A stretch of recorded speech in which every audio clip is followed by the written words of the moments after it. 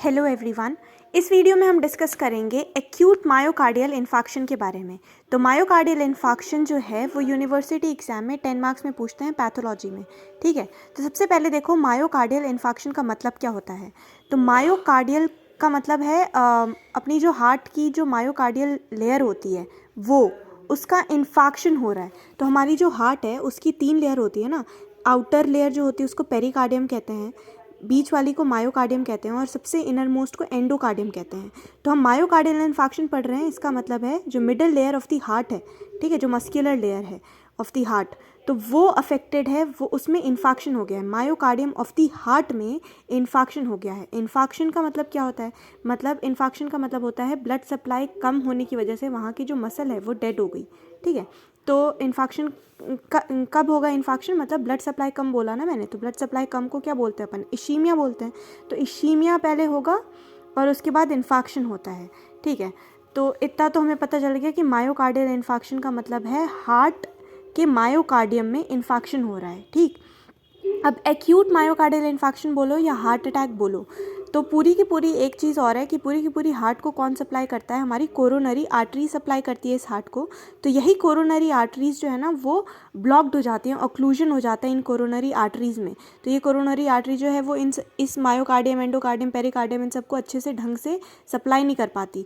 ठीक, तो ये कोरोनरी आर्टरी जो है वो ब्लॉक्ड हो गई किसी रीज़न की वजह से, जैसे एथेरोस्क्लेरोसिस हो गया, ठीक, थ्रोम्बोसिस हो गया, एम्बोलिज्म हो गया इस कोरोनरी आर्टरी में। तो इस वजह से क्या हो गया, वो ब्लॉक हो गई। तो ब्लॉक हो गई तो वहाँ पे जो मायोकार्डियम को जो ये कोरोनरी आर्टरी सप्लाई कर रही थी वो ढंग से कर नहीं पाई, तो मतलब इश्कीमिया हो गया। और इश्कीमिया हुआ और उसके बाद लास्ट में हो गया इन्फाक्शन, मतलब वहाँ की जो मायोकार्डियल मसल थी वो एकदम डेड हो गई, डिजनरेटेड हो गई। ठीक है, तो इतना तो हमें समझ में आ गया। अब इसको रीड करेंगे तो हमें समझ में आ जाएगा। ठीक है, तो इस वीडियो में हम इसकी डेफिनेशन डिस्कस करेंगे मायोकार्डियल इन्फाक्शन की। 10 मार्क्स में कैसे लिखना है हमें, तो सबसे पहले डेफिनेशन लिखेंगे, उसके बाद इंसिडेंट्स 2 पॉइंट, ठीक है, कि मेल में ज़्यादा प्रेवलेंट है कि फीमेल में। ठीक, फिर इटियोपैथोजेनेसिस लिखेंगे इसका मायोकार्डियल इन्फाक्शन का। उसके बाद टाइप्स होता है मायोकार्डियल इन्फाक्शन के, 2 टाइप होते हैं तो वो देखेंगे। ठीक, उसके बाद फिर ग्रॉस देखेंगे, माइक्रोस्कोपी देखेंगे, क्लिनिकल फीचर्स देखेंगे, डायग्नोसिस कैसे करेंगे, ईसीजी वगैरह। ठीक है, ईसीजी वगैरह कैसे, उसमें क्या क्या चेंजेस हमें देखने को मिलेंगे, और लास्ट में हमें लिखना है कॉम्प्लिकेशंस। तो इतना सब कुछ लिखना पड़ेगा हमें, 10 मार्क्स का क्वेश्चन आता है। तो देखो सबसे पहले डेफिनेशन क्या लिखी है, एक्यूट मायोकार्डियल इन्फाक्शन जो है it is defined as a diseased condition. ये क्या है, एक डिजीज्ड कंडीशन। कहाँ की diseased condition, specifically in myocardium of the heart which is caused by decrease blood flow in coronary artery due to what, due to atherosclerosis and और occlusion हो गया हो कोरोनरी आर्टरी में या एथेरोस्क्लेरोसिस हो गया। तो ये एक डेफिनेशन है कि it is defined as disease condition which is caused by decreased blood flow in the coronary artery due to atherosclerosis or occlusion. Main definition जो है वो ये है, myocardial infarction is what, it is irreversible damage. ठीक है, it is irreversible damage of myocardial tissue.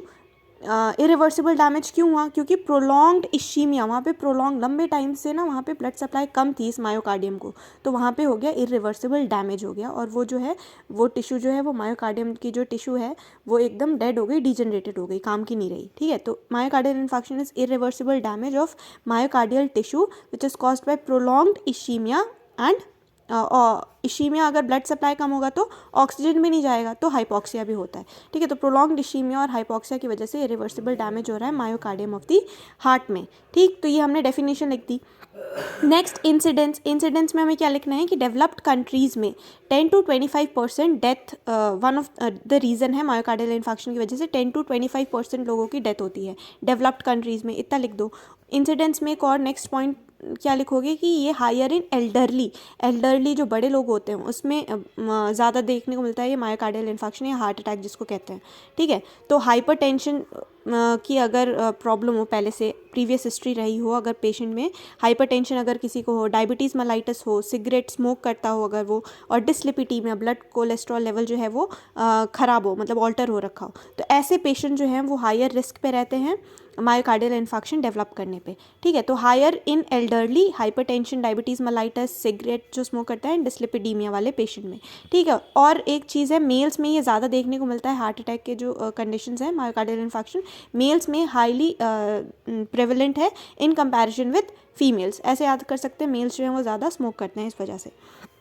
तो incidence में ये 3 पॉइंट लिखना है। डेवलप्ड कंट्रीज़ वाला higher in elderly, in conditions में ये ज़्यादा प्रोन है, ठीक है, और मेल्स में ज़्यादा देखने को मिलता है फीमेल्स के कंपैरिजन में। उसके बाद है ईटियोपैथोजेनेसिस। डेफिनेशन लिख दी, इंसिडेंस लिख दिया। अब ईटियोपैथोजेनेसिस देखो, कोरोनरी आर्टरी जो है वहाँ पे ऑब्स्ट्रक्शन हो रहा है। ये कोरोनरी आर्टरी हमारी पूरी बॉडी को, अपना हार्ट जो है वो ब्लड सप्लाई करता है। हार्ट को कौन ब्लड सप्लाई कर रहा है? अपनी कोरोनरी आर्टरी कर रही है। अब ये जो कोरोनरी आर्टरी है वो हमारे हार्ट को सप्लाई कर रही है, हार्ट के एंडोकार्डियम, पेरिकार्डियम है ना, मायोकार्डियम। तो अब ये अगर कोरोनरी आर्टरी के अंदर ऑब्स्ट्रक्शन आ गया, जैसे कि थ्रोम्बस हो गया, एम्बोलिज्म बन गया, एन्यूरिज्म हो गया इस कोरोनरी आर्टरी का, ठीक है, और एथेरोस्क्लेरोसिस हो गया। एथेरोस्क्लेरोसिस मतलब कोरोनरी आर्टरी का अगर एथेरोस्क्लेरोसिस बोलें तो वहाँ पे फैटी डिपॉजिट हो गया, ठीक है, कोलेस्ट्रॉल, फैटी, ये सारी चीज़ें वहाँ पे जाके डिपॉजिट होने लगी इस कोरोनरी आर्टरी में। तो क्या करेगी, वहाँ पे ब्लड सप्लाई, पहले ये पूरी की पूरी नॉर्मल हो रही थी ब्लड सप्लाई, अब यहाँ पे अब एथेरोस्क्लेरोसिस, फैटी डिपॉजिशन होने लगा, तो अब क्या होगा, ब्लड सप्लाई जो है वो कम हो जाएगा, इश्कीमिया होगा, और इश्कीमिया हो जाएगा तो फिर इन्फेक्शन हो जाएगा। और इन्फेक्शन हो रहा है किस चीज़ का? मायोकार्डियम का, तो मायोकार्डियल इन्फेक्शन कह रहे हैं, ठीक है। तो ईटियोपैथोजेनेसिस में एथेरोस्क्लेरोसिस सबसे पहले लिखना है, ये one of the main reason है एथेरोस्क्लेरोसिस मायोकार्डियल इन्फेक्शन का, ठीक है। दूसरा है super added changes in atherosclerosis. ये फैटी डिपॉजिट, ये कोरोनरी आर्टरी में फैटी डिपॉजिट तो हुआ ही था, इसके ऊपर आके कुछ और भी चेंजेस होने लगे, जैसे कि प्लेटलेट आके अटक गए वहाँ पे, कुछ ना कुछ और सुपर एडेड चेंजेस हो गए, तो ये भी वन ऑफ द रीज़न है, super added changes in atherosclerosis. Third है वेसोस्पैज्म। वेसोस्पैज्म जो है, ये कोरोनरी आर्टरी है और अचानक से ये स्पैज्म हो गई। स्पैज्म मतलब ऐसे अचानक से कॉन्स्ट्रिक्ट हो गई। तो वेसोस्पैज्म कब कब हो देखने को मिल सकता है हमें? जैसे कि बहुत ज़्यादा एक्सरसाइज कर रहे हैं, हैवी एक्सरसाइज कर ली, या फिर अचानक से डर गए, तो इन कंडीशन में वेसोस्पैज्म देखने को मिल सकता है। तो वो भी क्या होगा, अगर अचानक से ये जो कोरोनरी आर्टरी वो अचानक से वेसोस्पैज्म हो गया, तो ब्लड सप्लाई तो कम हो गया ना, कम हो गया, तो ब्लड सप्लाई का मतलब ischemia, and then it will lead to infection, ठीक है। तो वेसोस्पैज्म लिखना है। उसके बाद थ्रोम्बस बन सकता है, ठीक है, एम्बोलिज्म हो सकता है, वहाँ पे एन्यूरिज्म। एन्यूरिज्म का मतलब होता है कोरोनरी आर्टरी जो है ना, इसके जो वॉल है, ये जो वॉल है, इस वेसल की जो वॉल है वो वीक हो गई, तो ये ऐसे बलूनिंग की तरह हो जाएगी, बलून ऐसा हो जाएगा, बलूनिंग हो जाएगी, ठीक है। तो ये एन्यूरिज्म इसको कहते हैं। उसके बाद फिर वहाँ पे प्लेटलेट एग्रीगेशन, ये सब भी बनने, वहाँ पे प्लेटलेट आके भी फंस सकता है, ऐसे प्लेटलेट का गुच्छा भी बन सकता है। तो ये सब जो है वो ईटियोपैथोजेनेसिस है, इतना ही लिखना है। ईटियोपैथोजेनेसिस में एथेरोस्क्लेरोसिस 1-2 लाइन लिख देना कि fatty deposit in the coronary artery, then super added changes in atherosclerosis can lead to myocardial infection, vasospasm, thrombus, embolism, aneurysm and platelet. इतना क्लियर है।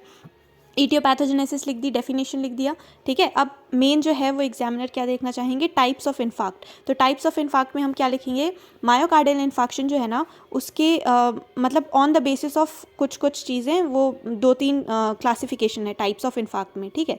तो एक है मेन चीज़ क्या है, सब एंडोकार्डियल इन्फार्क्ट, और एक है ट्रांसम्यूरल इन्फार्क्ट।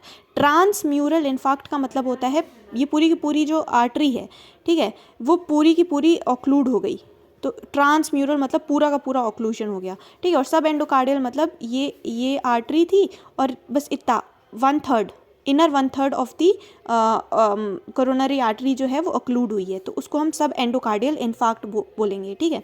तो सब एंडोकार्डियल इन्फार्क्ट और ट्रांसम्यूरल इन्फार्क्ट होता है एक ये क्लासिफिकेशन है टाइप का। दूसरा क्लासिफिकेशन है कि न्यूली फॉर्म्ड है क्या, मतलब अभी अभी न्यूली फॉर्म्ड इन्फार्क्ट है क्या, या ओल्ड फॉर्म इन्फार्क्ट है, पुरानी ही, ठीक है। तो एक ये क्लासिफिकेशन है न्यूली फॉर्म्ड इन्फार्क्ट और लेट या ओल्ड इन्फार्क्ट। और तीसरा क्लासिफिकेशन जो है वो है on the basis of the anatomic region. Anatomic region के हिसाब से, अच्छा एनाटॉमिक रीजन के हिसाब से अब ये हार्ट मान के चलते हैं, ठीक है, ये हार्ट है, तो अब ये मान के ही चलते हैं, ठीक है। बस ये एंटीरियर, बस मैं ऐसे भी लिख रही हूँ, एंटीरियर, पोस्टीरियर और लेटरल लिखा है ना, ठीक है। तो एंटीरियर, पोस्टीरियर और लेटरल ऐसा फॉर जस्ट एक्सप्लेनिंग, ठीक है। तो एंटीरियर, पोस्टीरियर और लेटरल जो है, तो anterior wall of the heart जो है वो उसको कौन सप्लाई करता है, हमारा लेफ्ट असेंडिंग डिसेंडिंग आर्टरी, ठीक है। और पोस्टीरियरली कौन सप्लाई करती है, कौन सी आर्टरी करती है? देखो हमारी कोरोनरी आर्टरी जो है वो 2 टाइप, मतलब मेनली 2 ही टाइप है ना उसके, राइट कोरोनरी आर्टरी और लेफ्ट कोरोनरी आर्टरी। अब जो लेफ्ट कोरोनरी आर्टरी है वो फर्दर 2 में डिवाइड है, एक LAD मतलब लेफ्ट असेंडिंग डिसेंडिंग आर्टरी, ठीक है, और एक है लेफ्ट सर्कमफ्लेक्स आर्टरी LCX, ठीक है। तो अब बस इसी का हमें बस नाम याद रखना है कि एनाटॉमिक रीजन के हिसाब से भी अगर मतलब एंटीरियर वाले को कौन सप्लाई कर रही है, एलएडी सप्लाई कर रही है। अगर ये ऑब्स्ट्रक्ट हो रही है तो हम बोल देंगे एलएडी ऑब्स्ट्रक्शन वाली इन्फेक्शन हो रखा है इसको, ठीक है, बस नाम के लिए। तो आरसीए मतलब राइट कोरोनरी आर्टरी जो है वो पोस्टीरियर वाले को सप्लाई करती है, posterior wall of the heart को, ठीक है, posterior part of the heart को सप्लाई करती है। और एलसी एक्स जो है लेटरल सर्कमफ्लेक्स आर्टरी जो है वो lateral portion of the heart को सप्लाई करती है। तो ये बस टाइप्स ऑफ इन्फार्क्ट में इतना लिखना है हमें, ठीक है। तो इतना हमने लिख दिया। उसके बाद फिर देखो ट्रांसम्यूरल और सब एंडोकार्डियल इन्फेक्शन का बताना है। ट्रांसम्यूरल इन्फार्क्ट जो है, देखो ये ट्रांसम्यूरल जो है वो पूरी की पूरी जो फुल थिकनेस में इन्फेक्शन हो गया, पूरी की पूरी यहाँ की मसल जो है वो मर गई, मायोकार्डियम की डेथ हो गई, मायोकार्डियम टिश्यू की डेथ हो गई। तो full thickness infection, transmural infection, ठीक है।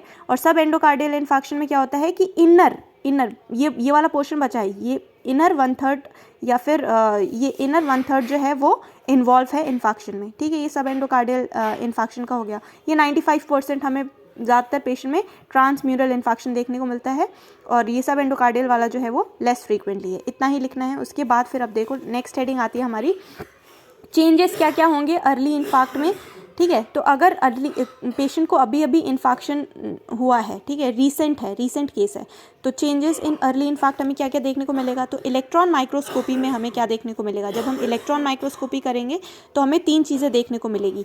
वहाँ मायोकार्डियम की जो सेल हैं, मायोकार्डियल सेल्स जो हैं उसमें क्या क्या देखने को मिलेगा, 3 चीज़ें देखने को मिलेगी। सबसे पहले डिसअपियरेंस हो जाएगा ग्लाइकोजन का डिसअपियरेंस देखने को मिलेगा, डिसअपियरेंस ऑफ पेरीन्यूक्लियर ग्लाइकोजन, ठीक है, विद इन 5 मिनट ऑफ इशीमिया। जैसे ही 5 मिनट तक अगर उस मायोकार्डियल सेल को ब्लड सप्लाई नहीं मिली तो क्या होगा, डिसअपियरेंस हो जाएगा पेरीन्यूक्लियर ग्लाइकोजन का, पहला पॉइंट। दूसरा, स्वेलिंग ऑफ माइटोकॉन्ड्रिया देखने को मिलेगी। माइटोकॉन्ड्रिया जो है, उस सेल की जो माइटोकॉन्ड्रिया है वो स्वेलन अप हो जाएगी, ठीक है, स्वेलिंग ऑफ माइटोकॉन्ड्रिया देखने को मिलेगा। थर्ड फीचर, न्यूक्लियर क्लम्पिंग देखने को मिलेगी, ठीक है। तो ये इलेक्ट्रॉन माइक्रोस्कोपी में हमें 3 फीचर देखने को मिल रही है। फर्स्ट है कि ग्लाइकोजन जो है उसका डिसअपियरेंस देखने को मिलेगा, सेल के अंदर जो ग्लाइकोजन जो ग्लूकोज होता है वो डिसअपियर हो जाएगा। 5 मिनट तक अगर उसको ब्लड सप्लाई नहीं मिली तो इशीमिया अगर 5 मिनट से ज़्यादा हो गया तो डिसअपियरेंस ऑफ पेरीन्यूक्लियर ग्लाइकोजन देखने को मिलेगा। सेकंड, स्वेलिंग ऑफ माइटोकॉन्ड्रिया देखने को मिलेगी। थर्ड, न्यूक्लियर क्लम्पिंग देखने को मिलेगी। ये 3 पॉइंट लिखा हमने। चेंजेस इन अर्ली इन्फेक्ट पढ़ रहे हैं। उसके बाद ये तो इलेक्ट्रॉन माइक्रोस्कोपी लेवल पे देखने को मिलेगा। केमिकल चेंजेस हमें क्या क्या 3 ही चीज़ें देखने को मिलेंगी। केमिकल चेंजेस में हमें लैक्टिक एसिड जो है वो बढ़ जाएगा, इंक्रीज लैक्टिक एसिड इन, ये जनरल पैथो में हमने पढ़ा है। तो increase lactic acid in myocardial fibres जो हैं वो बढ़ जाएंगे, ठीक है, क्योंकि वहाँ पे ढंग से ब्लड सप्लाई ऑक्सीजन वगैरह नहीं मिल रहा है। तो कंपनसेशन की उसको ज़िंदा रखने के लिए लैक्टिक एसिड जो है वो बढ़ जाएगा, increase lactic acid in myocardial fibers. दूसरा, सोडियम जो है, increase sodium in ischemic cells, ठीक है, और influx of calcium into cells, calcium भी बढ़ जाएगा और सोडियम भी बढ़ जाएगा। ये तीनों की तीनों चीज़ें ना बढ़ जाएंगी सेल्स के अंदर, बस इतना लिख देना। लैक्टिक एसिड बढ़ जाएगा, सोडियम और कैल्शियम का इन्फ्लक्स भी बढ़ जाएगा, ठीक। अब मेन चीज़ है हमारी हेडिंग आएगी ग्रॉस और माइक्रोस्कोपी। हम क्या लिखेंगे, तो ग्रॉसली हमें जो हार्ट है या फिर जो भी इन्फेक्टेड एरिया है जहाँ पे मायोकार्डियम, जहाँ पे भी वो ब्लड सप्लाई कम है वहाँ का जो अफेक्टेड एरिया है ना, वो हमें कैसा देखने को मिलेगा। तो अगर एक ही दिन हुआ है ये ब्लड सप्लाई वगैरह कम मिलते हुए, तो वो वहाँ का एरिया हमें साइनोटिक देखने को मिलेगा, मतलब ब्लूइश देखने को मिलेगा, ठीक है। 1 डे अगर हुआ है तो ग्रॉस में हमें साइनोटिक देखने को मिलेगा और रेड पर्पल एरिया ऑफ हीमरेज देखने को मिलेगा, मतलब वहाँ पे रेड और पर्पल कलर की हीमरेजेस देखने को मिलेगी, मतलब ब्लीडिंग देखने को मिलेगी, ठीक है, रेड पर्पल एरिया ऑफ हीमरेज देखने को मिलेगा। और ये तो 1 डे हो गया। अगर 4 to 6 वीक हो चुका है तो वहाँ पे ग्रे वाइट कलर का श्रंकन हो जाएगा वो एरिया, ठीक है, सूख जाएगा, ग्रे वाइट हो जाएगा, थिन हो जाएगा और फाइब्रस स्कार देखने को मिलेगा। तो ग्रॉस क्लियर है, 1 डे साइनोटिक और रेड पर्पल एरिया ऑफ हीमरेजेस देखने को मिलेंगे, और 4 to 6 वीक में थिन ग्रे वाइट हो जाएगा और श्रंकन हो जाएगा और वहाँ पे फाइब्रस स्कार बन जाएगा। क्लियर है ग्रॉस। माइक्रोस्कोपी में हम क्या लिखेंगे, माइक्रोस्कोपी में डायग्राम दिया है बुक में, वो देख लेना। तो सबसे पहले ना वेवीनेस देखने को मिलती है, तो वेवीनेस देखने को मिलेगी। उसके बाद यहाँ पे वर्ड क्या पिक करना है, कोएग्यूलेटिव नेक्रोसिस देखने को मिलेगा। मायोकार्डियल इन्फेक्शन के अंदर हमें कोएग्यूलेटिव नेक्रोसिस देखने को मिलता है, ठीक है। अपने नेक्रोसिस बहुत सारे टाइप के होते हैं ना, कोएग्यूलेटिव, लिक्विफैक्टिव, ठीक है। तो इसमें कोएग्यूलेटिव नेक्रोसिस देखने को मिल रहा है। सबसे पहले स्टार्टिंग में हमें वेवीनेस देखने को मिलेगी, वहाँ उस एरिया में जहाँ पे भी अफेक्टेड एरिया है ना, वहाँ पे हार्ट के अफेक्टेड एरिया में जहाँ पे ब्लड सप्लाई कम हो गया है कोरोनरी आर्टरी ऑब्स्ट्रक्ट हो गई है, वहाँ पे हमें कोएगुलेटिव नेक्रोसिस देखने को मिलेंगे और थोड़े मतलब पहले कुछ घंटे में फ्यू न्यूट्रोफिल्स रहेंगे, फिर बहुत ज़्यादा न्यूट्रोफिल्स आ जाएंगे वहाँ पे मतलब एज अ डिफेंस, और फिर ये मैक्रोफेज आएंगे इन सबको क्लियर करने के लिए, डेब्रिस को खाने के लिए मैक्रोफेजेस आ जाएंगे, और मैक्रोफेजेस जो है वो अल्टीमेटली हील व्हील होकर उसके बाद स्कारिंग हो जाएगी। ठीक है, तो यही बताना है सीक्वेंस में कि वेवीनेस सबसे पहले, फिर coagulative necrosis with few neutrophils, पहले कम न्यूट्रोफिल्स रहेंगे, फिर धीरे धीरे बहुत ज़्यादा न्यूट्रोफिल्स आ जाएंगे, और इन सबको ठीक करने के लिए न्यूट्रोफिल्स वगैरह सबको हटाने के लिए मैक्रोफेजेस आएंगे, अल्टीमेटली स्कार बन जाएगा। इतना क्लियर है? तो ग्रॉस माइक्रोस्कोपी में इसी चीज़ को एक्सप्लेन करना है। ठीक है, इतना लिख लिया हमने। उसके बाद लास्ट जो है डायग्नोसिस कैसे करेंगे कि किसी पेशेंट को मायोकार्डियल इन्फाक्शन हो रखा है या हार्ट अटैक हो रखा है। तो डायग्नोसिस कैसे करेंगे हम पेशेंट को देख के? तो क्लिनिकल फीचर्स जो वो सिम्टम्स दिखाएगा, ठीक है, क्लिनिकल फीचर्स जो पेशेंट लेके आएगा, और ईसीजी करवाएंगे और serum enzyme, blood serum enzymes उसके चेक करेंगे कि कुछ एंजाइम्स होते हैं वो स्पेसिफिक रहते हैं कि हाँ मतलब अगर ये एंजाइम्स जो है वो एलिवेटेड हैं तो हमें पता चल जाएगा कि इसको हार्ट अटैक वाली प्रॉब्लम है। ठीक है, तो क्लिनिकल फीचर्स में हमें क्या टोटल 6 पॉइंट्स लिखने हैं क्लिनिकल फीचर्स में। ठीक है, तो डायग्नोसिस सेम ऐसे ही लिखना, और क्लिनिकल फीचर में सबसे पहले क्या होगा, अगर किसी को हार्ट अटैक है तो सबसे पहले पेन होगा उस इंसान को। कहाँ पे पेन होगा? तो सडन और बहुत अचानक से, ठीक है, अचानक से सीवियर, बहुत ज़्यादा सबस्टर्नल और प्रीकॉर्डियल। सबस्टर्नल मतलब प्रीकॉर्डियल मतलब हार्ट के जस्ट पास में, प्रीकॉर्डियल सबस्टर्नल, ठीक है, स्टर्नम के पास या नीचे सबस्टर्नल। ठीक है, पेन होगा, ये वर्ड्स लिखने हैं, sudden severe substernal precordial pain होगा which is not relieved by rest. Angina pectoris में क्या हो रहा था कि अगर इंसान जो है वो रेस्ट कर रहा था तो उसका जो पेन है वो रिलीफ हो जा रहा था। ठीक है, पर अगर किसी को हार्ट अटैक वाली कंडीशन है या मायोकार्डियल इन्फाक्शन जिसको कह रहे हैं, तो अगर वो है तो इसका जो पेन है it is not relieved by rest, rest से भी करने पे आराम नहीं मिलेगा। और एक और चीज़ बोलेगा कि जो मेरा पेन है वो यहाँ बोथ आर्म पे रेडिएट कर सकता है, नेक पे या बैक में, उसको हाथ में, नेक में, बैक में पेन रेडिएशन देखने को मिल सकता है हम लोगों को। ठीक है, उस पेशेंट को भी। तो पेन में यही 3 पॉइंट्स लिखने हैं। सबसे पहले sudden severe substernal precordial pain होता है which is not relieved by rest. ये पॉइंट्स इंपॉर्टेंट है, लिखने ही हैं। And this pain radiate, it can radiate to both the arms, neck and back of the patient. ठीक है, फर्स्ट पॉइंट क्लियर है। सेकेंड क्लिनिकल सिम्टम्स हमें क्या देखने को मिलेगा? इंडाइजेशन। उस पेशेंट को क्या होगा? इंडाइजेशन की दिक्कत रहेगी, एपिगैस्ट्रिक और सबस्टर्नल डिस्कम्फर्ट रहेगा, हार्ट बर्न कहेगा कि हार्ट बर्न हो रहा है यहाँ पे। ठीक है, हार्ट बर्न हो रहा है और नौशिया और वॉमिटिंग होगा। तो इंडाइजेशन वर्ड लिखना और उसमें ये सारे पॉइंट्स तुम्हें याद आ जाएंगे कि एपिगैस्ट्रिक पेन होगा उसको, एपिगैस्ट्रिक रीजन में कहेगा हार्ट बर्न जैसा कुछ लग रहा है। ठीक है, एपिगैस्ट्रिक डिस्कम्फर्ट रहेगा और हार्ट बर्न लिखना ही है। मायोकार्डियल इन्फाक्शन का ये प्रोमिनेंट फीचर है, समझ रहे हो?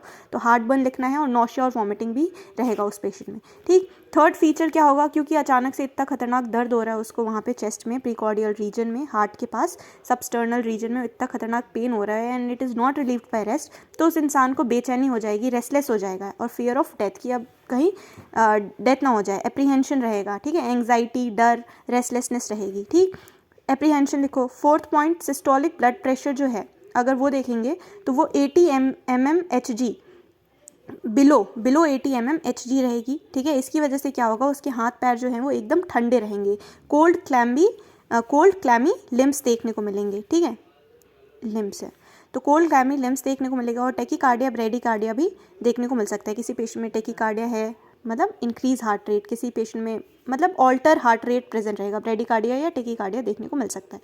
और क्या देखने को मिलेगा? एप्रीहेंशन बता दोगे, सिस्टोलिक ब्लड प्रेशर बताना ही है कि ये कम रहेगा, 80 mmHg से बिलो रहेगा, और कोल्ड क्लैमी स्किन्स, हाथ पैर ठंडे रहेंगे।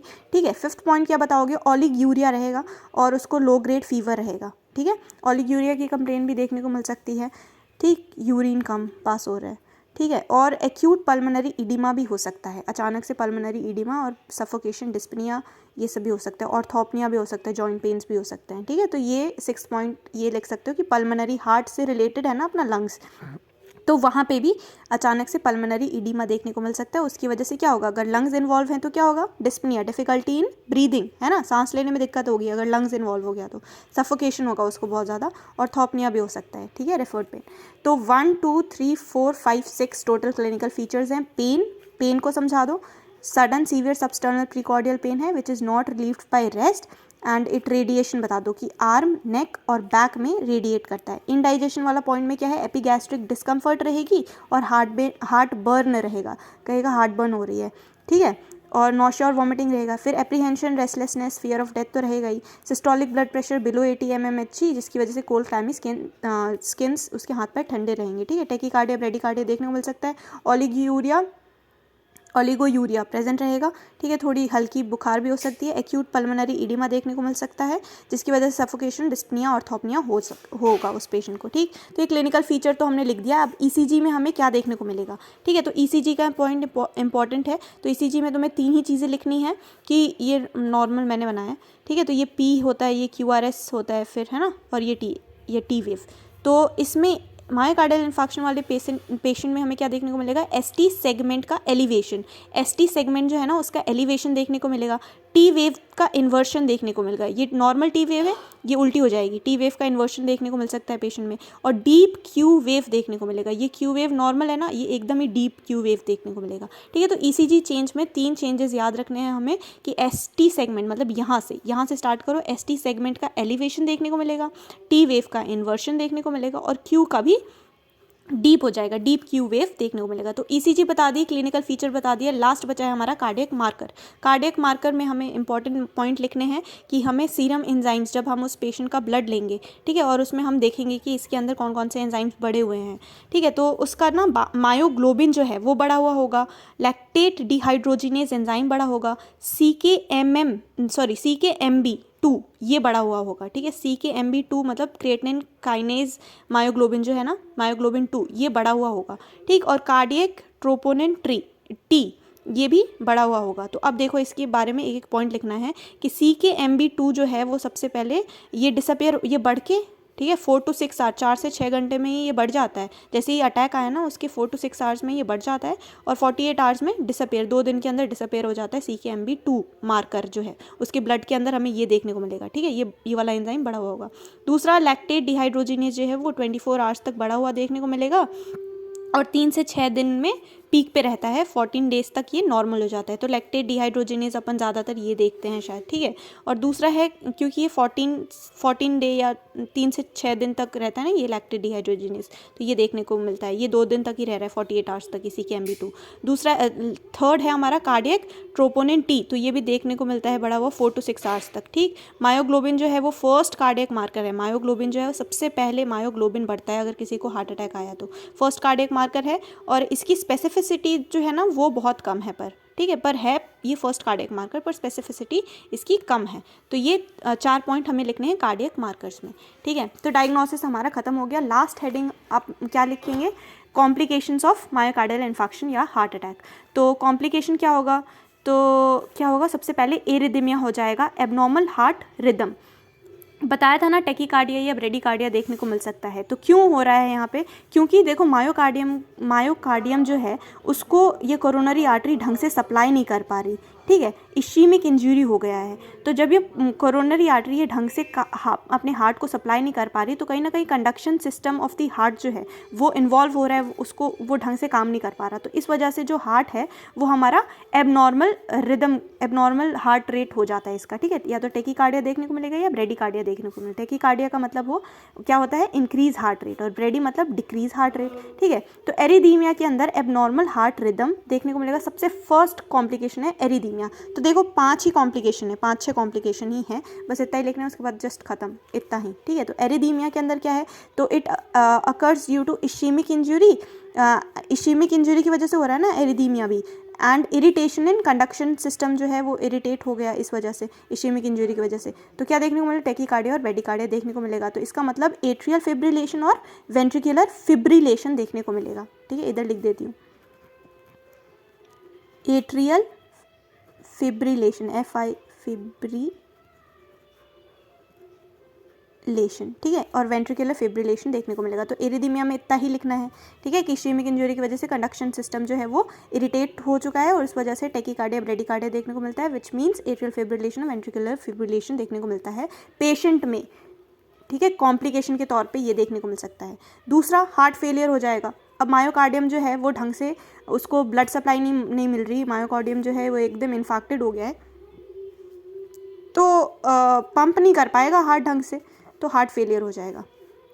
40% रीज़न है डेथ के लिए, right heart failure, left heart failure हो जाएगा, मतलब हार्ट जो है वो ढंग से पंप नहीं कर पाएगा ब्लड को, ठीक है, पूरी बॉडी में, तो कंजेस्टिव हार्ट फेलियर देखने को मिल सकता है। थर्ड कॉम्प्लिकेशन क्या है, कार्डियोजेनिक शॉक में जा सकता है पेशेंट, जो हाइपोटेंशन, जो सिस्टोलिक ब्लड प्रेशर जो है वो लेस देन 80 mmHg हो चुका है, तो उस वजह से ओलिगूरिया, मेंटल कन्फ्यूजन, ठीक है, कार्डियोजेनिक शॉक में चला गया पेशेंट और डेथ हो सकती है। 10% पेशेंट में ऐसा देखने को मिलता है। आगे म्यूरल थ्रोम्बोसिस देखने को मिल सकता है, वहाँ जो कोरोनरी आर्टरी जो है वहाँ पे जो थ्रोम्बस बना है वो कहीं कहीं भी जाके ट्रेवल हो सकते हैं, थ्रोम्बो एम्बोलिज्म, ये भी एक कॉम्प्लिकेशन ही है, ठीक है, जाके मान लो लंग्स की पल्मोनरी आर्टरी, पल्मोनरी वेन वहाँ पे जाके ऑब्स्ट्रक्ट हो गई, ठीक है, तो वो भी एक कॉम्प्लिकेशन है, तो थ्रोम्बो एम्बोलिज्म, ठीक है। बाकी और क्या लिखा है यहाँ पे, कार्डियक एन्यूरिज्म जो है वो भी कॉम्प्लिकेशन है, कार्डियक एन्यूरिज्म भी हो सकता है, पेरिकार्डाइटिस भी हो सकता है। पेरिकार्डाइटिस मतलब हार्ट की जो कवरिंग है पेरिकार्डियम, वहाँ पे फाइब्रस एडहेशन बनने लग जाएंगे, ठीक है, फाइब्रस एडहेशन बनने लग जाएंगे, तो ये pericarditis one of the complication है, कार्डियक एन्यूरिज्म है, ठीक है। बाकी के नाम लिख सकते हो, ड्रेसलर सिंड्रोम जो है वो pneumonitis, it is Dressler syndrome जो है it is characterised bye pneumonitis, तो 1 to 6 weeks after myocardial infarction ये न्यूमोनाइटिस, न्यूमोनिया वाली कंडीशन ये देखने को मिल सकती है हमें, तो इसको ड्रेसलर सिंड्रोम कहते हैं। आफ्टर अगर किसी को हार्ट अटैक के बाद न्यूमोनाइटिस वाली कंडीशन डेवलप हो रही है तो उसको ड्रेसलर सिंड्रोम कहते हैं, वन ऑफ द कॉम्प्लिकेशन है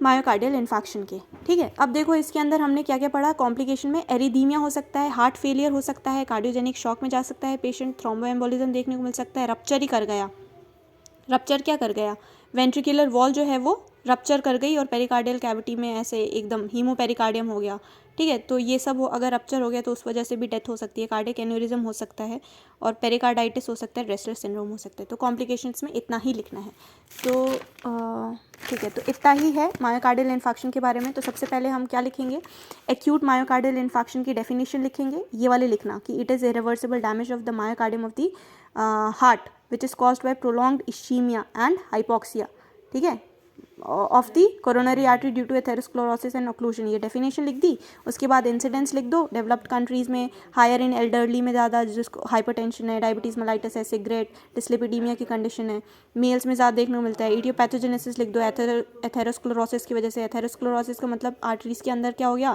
फैटी डिपोजिशन होने लग गया, atherosclerosis, super added changes in atherosclerosis, vasospasm, thrombus, embolism, aneurysm, platelet का एग्रीगेशन हो गया। इडियोपैथोजेनेसिस में इसको डिफाइन कर दो, डिस्क्राइब कर दो थोड़ा, फिर टाइप्स लिखो, टाइप्स ऑफ इन्फार्क्ट में सब एंडोकार्डियल, ट्रांसम्यूरल इन्फार्क्ट होता है, न्यूली फॉर्म्ड है कि ओल्ड है, एनाटॉमिक रीजन के बेसिस पे टाइप्स ऑफ इन्फाक्शन लिख देना, ट्रांसम्यूरल और सब एंडोकार्डियल का ये वाला डायग्राम बना देना, ठीक है, और इसका बुक से देख लेना एक बार ये वाला डायग्राम।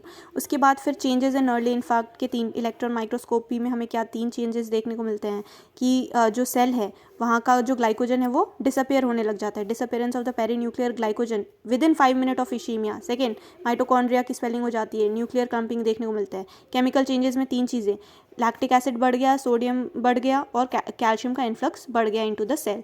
ग्रॉसली हमें साइनोटिक, पहले दिन हमें वो इन्फेक्टेड एरिया कैसा साइनोटिक ब्लूइश देखने को मिलेगा, रेड पर्पल हीमरेज देखने को मिलेगा। 4 to 6 वीक में हमें वो ग्रे वाइट देखने को मिलेगा, 4 से 6 हफ्ते में ग्रे वाइट और स्कार देखने को मिलेगा, फाइब्रस स्कार, श्रंकन हो जाएगा, ठीक है। माइक्रोस्कोपी में हमें वेवीनेस, कोएग्यूलेटिव नेक्रोसिस वर्ड उठाना है और 2-3 डायग्राम है बुक में, वो बना देना, अच्छे मार्क्स मिल जाएंगे, ठीक। डायग्नोसिस हमने देख ली, क्लिनिकल फीचर में ये 5 पॉइंट, पेन, इंडाइजेशन में एपिगैस्ट्रिक वाला apprehension, systolic blood pressure, cold clammy skin देखने को मिलेगी, ओलिग्यूरिया, ठीक है। और क्लिनिकल फीचर में पल्मोनरी ईडिमा भी हो सकता है ना, अगर पेशेंट को हार्ट के कंप्लेंट्स है तो लंग्स में पल्मोनरी ईडिमा देखने को मिल सकता है, जिस वजह से उस पेशेंट को क्या होगा, सफोकेशन होगा। इन सब के अलावा और डिस्पनिया वाली कंडीशन होगी। ईसीजी चेंजेस में 3 चीज़ें थी, एसटी सेगमेंट का एलिवेशन, टी वेव का इन्वर्शन हो जाएगा और deep Q wave. Cardiac markers हमने देख लिया, CKMB2, lactate dehydrogenase, cardiac troponin T और मायोग्लोबिन जो है वो फर्स्ट कार्डियक मार्कर है, ठीक है।